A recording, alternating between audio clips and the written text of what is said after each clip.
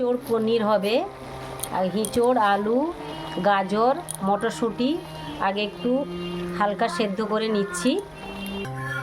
পনির দিয়ে কিছু পনির ছোট ছোট করে কেটে নিয়েছি, কিছু পনির কুড়ে নিয়েছি। কুড়ে নেওয়ার কারণ হচ্ছে রান্নার শেষে উপরে ছড়িয়ে দিব, দেখতেও ভালো লাগে, সুস্বাদুও দেখতে থাকো হয়, কিভাবে তাই রান্না করে হবে। নিয়েছি। বাটনা সব রেডি করে নিয়েছি, চলো দেখাই। এঁচোড়টা সেদ্ধ করে জলটা বের করে নিয়েছি। এবার এঁচোড়টাকে ভালো করে তেলে একটু ভেজে নিচ্ছি। এঁচোড় ভাজা হয়ে গেছে, এবার আলুটা ভেজে নিলাম। সবজিগুলো সব ভাজা হয়ে গেল, এবার রান্নাটা বসাবো। এরপর পনিরটাকে ভেজে নিলাম। সব কিছু ভাজা হয়ে গেছে, এবার তেল গরম হয়ে যেতে জিরে ফোড়ন দিলাম,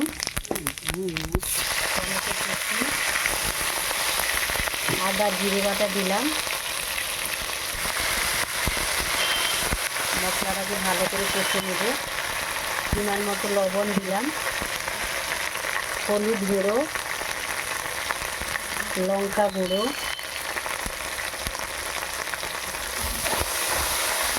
ভালো করে মশলাটা কষে নেব।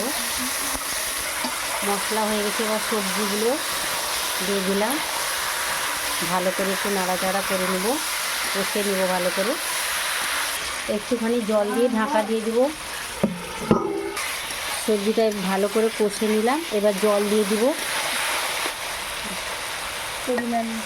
পরিমাণ মতো জল দিয়ে দিলাম।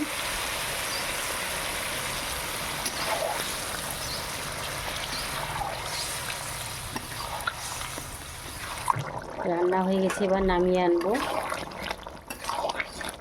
এবার উপরে ছড়িয়ে দিলাম পনিরটা যে কুড়ে রেখেছিলাম, ছড়িয়ে দিলাম।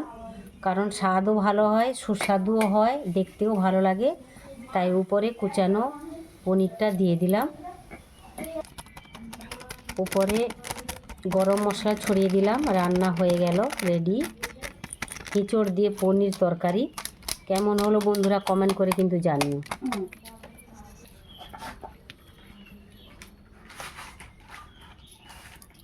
সবাই এইভাবে করে দেখতে পারো, খুব ভালো লাগে কিন্তু খেতে।